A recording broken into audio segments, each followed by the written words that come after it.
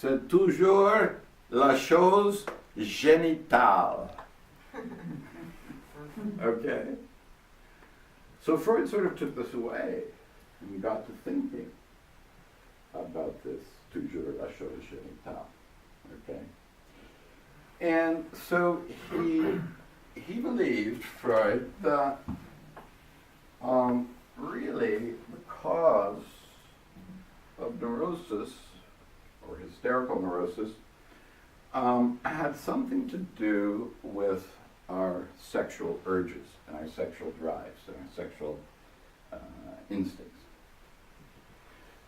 And he wrote his famous book he put out a book called Studies in Hysteria back in the 1880s.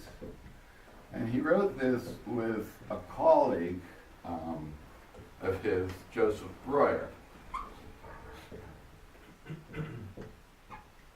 And Breuer had a patient who suffered from, you're not going to believe this one, hysterical pregnancy. What do they call hysterical pregnancy? Pseudocyesis? Yeah, pseudocyesis. Okay, he had a patient who had this hysterical pregnancy. Was this only mental, or was it showing physical, physiological signs as well? Yeah, I think it was showing physiological signs. Dr. Phil did a show about that like just last week, I think it was. He had a couple of girls on there, and yeah. They're like, yeah. But one of them was like pregnant for 3 years. 3 uteruses. She was convinced.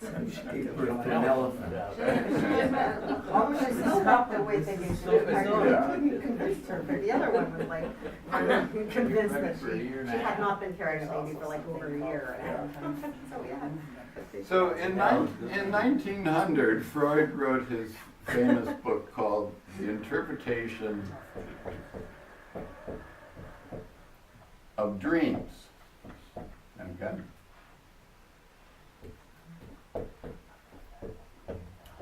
And he said that there was a part of the mind that was unconscious.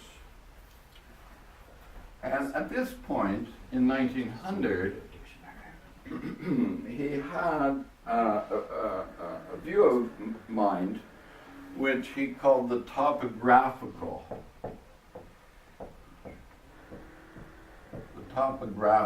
theory of mind.